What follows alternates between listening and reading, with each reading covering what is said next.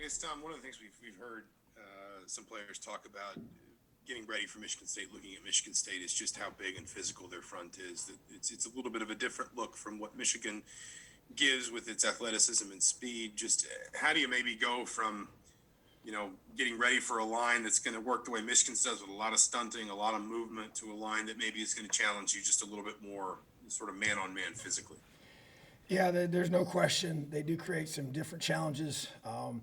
And they're big and strong and physical, which has kind of been their, mantra. That's kind of how we know them as, and they've been that way for a long, long time. So it's no different this year. A lot of talented football players.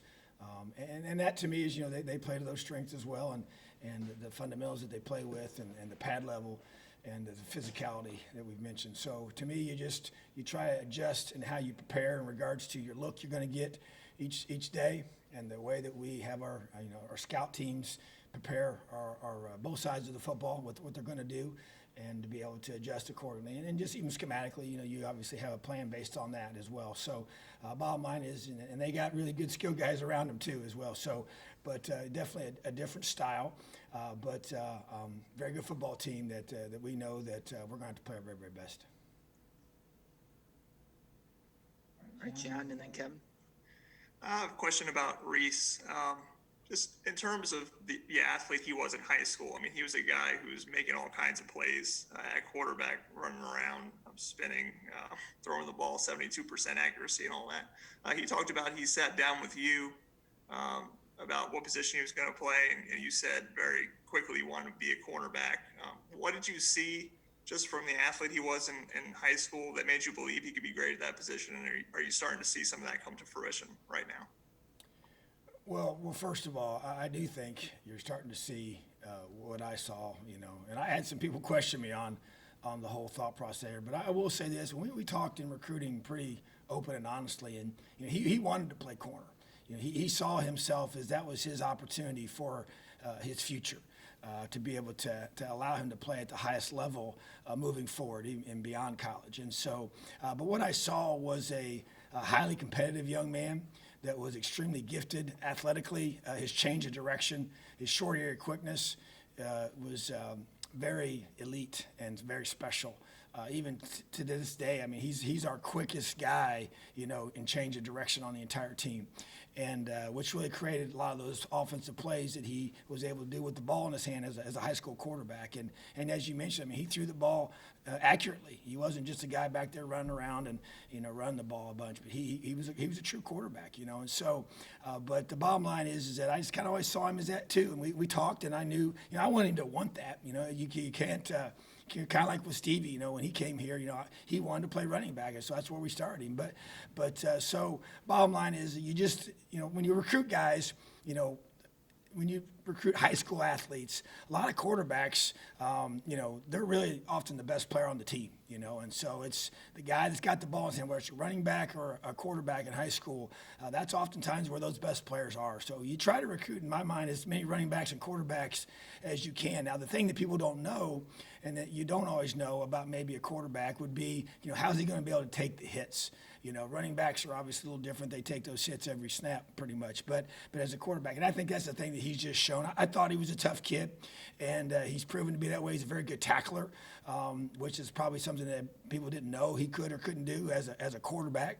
That's not something you do in that normal skill set for that side of the ball. But, just good football player, highly competitive. I thought he had the physical structure. I watched him, go watch him work out. Just look at how his body was composed, and to be able to handle good weight and gain good weight. That to me was part of it as well. And then you had the size of his calves. I looked at that, and his lower body, and just be able to have shoulders to be able to put good weight on, and to be able to handle playing corner in the Big Ten. And we play a lot of man, and so we need guys to have that short area quickness and have the ability to be great athletes that can cover in space. And this game is played in space, and you see he's got a chance to make plays with the ball in his hand in the return game. So just so proud of him. And he's battled some injuries, a lot last year, and kind of got him off to a slow start. But I think as the year ended, you started seeing him show up and really play the way I thought he could, and it's really showing up now. So I just think that bottom line is, like we always say, it's about finding guys that fit with you and then you get him on the football team, you get him on the bus, and then you figure out which seat to put him in. But I just really felt like he had the chance to be an elite, elite corner in the Big Ten. All right, Kevin, then Tom. Yeah, Coach, I know we've kind of asked you about this before, but, with the Ohio State Maryland game being canceled this week, bunch of SEC games being postponed, I mean, how concerned are you about the state of the college football season in general, and how much extra vigilant are you being, particularly with your team, given this, with the way the state of Indiana is as well? No, I agree. I would say we're on high alert this week because of all the things you just mentioned collectively. And it made another huge emphasis to our players in our last team meeting about masks and social distancing and taking care of themselves and continue to wash their hands and continue to because it's real easy to kind of get lulled into some of these things when you do them for a while, and you get kind of comfortable and complacent in some things, and you're not on this guard as much. But there's no question. I think what's happened this week was just another great reminder that this season is very fragile. I think we all know that. We have no idea what the future holds. We can't take anything for granted in our preparation and the mitigation of risk, of trying to be able to keep our guys safe, keep our staff safe, and just continue to challenge our coaches to do a great job. Their families doing a great job, who they're around, after the games. And it takes discipline. It takes, just sacrifice of, all the great things we got going on here, and you're not able to enjoy it maybe in the way that you would have with your family and friends in a close proximity. And that's unfortunate, but that's just reality. So, we want to continue to play, and we know that, you can only control so much, but we got the things that we can control. We got to do a great job of being on high alert for that. All right, Tom, then Jim. Yeah, Tom, just to follow up on that a little bit. I mean, obviously, a game like last Saturday would have sort of had Bloomington, on its ears in normal times. And even Michael said, he was when he was asked after the game, he was just going home. And but what was obviously that was your biggest win, at least in the last 2 weeks. What was your Saturday night like when you left? What was on your plate when you got finished? Well, once I finished with all the media, which took a while. Had no voice left. I was completely exhausted.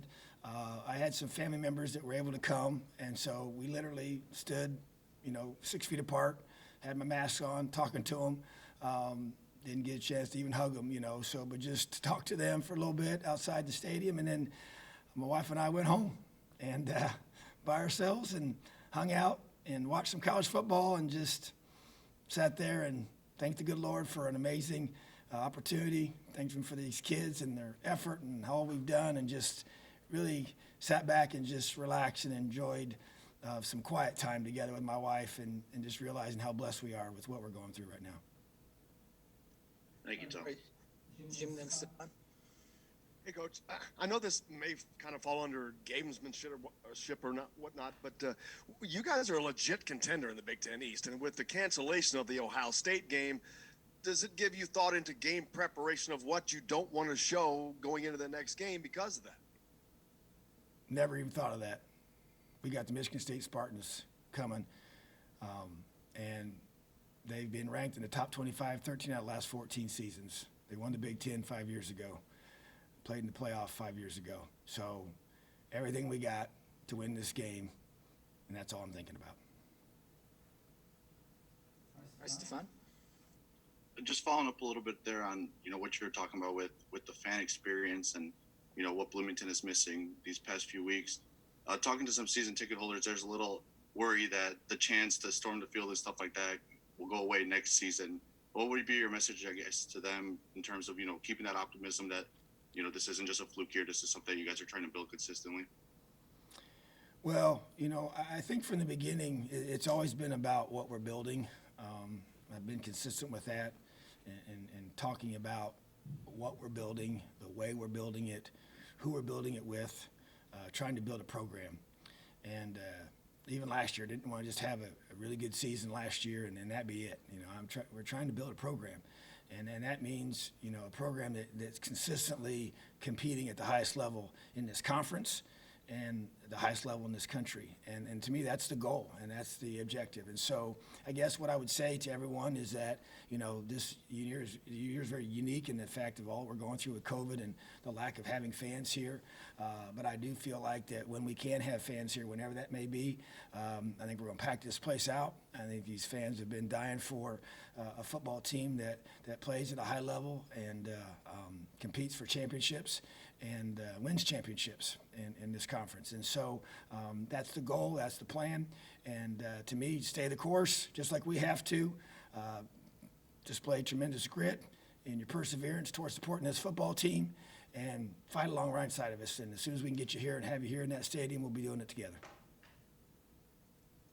All right, John? Darren Heller said yesterday he was hopeful that Mike Kadick would be available this week. I guess, do you have similar optimism? And then David Ellis seemed like he went through a warm-up last weekend. Is he pretty close to getting back, do you feel like? Yeah, both have progressed, and they'll both be game time decisions to be able to decide on them playing. But they're both working through their rehab and protocols that we have them to go through, and we'll see what happens on game day. All right, Zach, last one. Yeah, sorry, a little bit of an off-the-wall one, but we've asked a lot about WAP and Ty and Peyton down the years. Miles Marshall's a guy that made some plays for you late last year. Obviously, he has a touchdown catch recently. I know that with the expanded eligibility, this may not totally be the case, but he's kind of in the next in line at receiver for a couple years now. He's a starter. I know, again, a lot of people focus on Ty, but just how have you seen him maybe embrace a larger role, more snaps, more responsibilities in the passing game, maybe even if it's on kind of the blocking side of things? Just how have you seen him kind of maybe step into a larger role this year? Yeah, I think he's done a great job. I noticed, when I went back through and did my end of the season evaluation of all of our games, like I always do, and go back and rewatch everything, and I just started noticing him more during that evaluation than I even remembered during the times it was happening during the game. And I felt like as I went through and was taking my notes, it was like, wow, man, Miles he wasn't just making catches, he was making critical catches at critical times, fourth down catches, key third down catches, contested catches. And it wasn't the volume that caught my eye, it was the timing of them. And that just showed me, that's competitive greatness. It's being at your best when it counts the most. And certain guys have that. And that's what showed up last year, especially late in the season. And so because of that, I said, we sat down and challenged him about, elevating and stepping up and becoming, a guy that we count on to be a big-time playmaker for us. And, because you obviously got the two you've already mentioned with WAP and Ty and the attention that they've garnered, both in recognition of playing well, but also on the field and sometimes trying to double those guys. But you can't double three guys. You might be able to take away one guy with double coverage. You can technically double cover two guys if you choose to, but it's really much numerically impossible to go double cover all three. So, he's got to be able to win those one-on-ones that he will often get because of that. And he's starting to do that. And we need him to do that. And that's why his growth and development is critical. It's definitely there, like you mentioned. And I want to see him continue to elevate his play and his playmaking ability. And I believe he will. And we got a quarterback that can get these guys the football, an offensive line that's protecting and getting better every week, and a run game that's you have to handle and you have to stop. So that gives him a great chance to be able to continue to make plays. All right, thanks, Tom. Appreciate you guys. Have an awesome day. Elio.